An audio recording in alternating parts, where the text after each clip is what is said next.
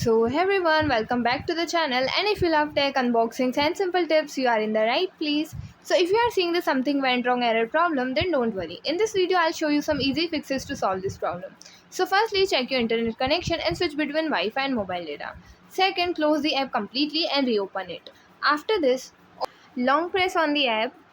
Now tap on eye icon. After this, tap on storage and cache. Tap on clear cache. Now go back to the home page. Now open the Play Store app. At the bottom, tap on the search icon and search for the app and update it if not. After this, go back to the home page, and if the issue still continues, sign out of your Google account and sign in again. Sometimes the problem is caused by Google server issues. In that case, wait for some time and try again later. And yeah, that's it. And if you find the information given in the video helpful, please like the video, subscribe to the channel and press the bell icon for more updates. Thank you.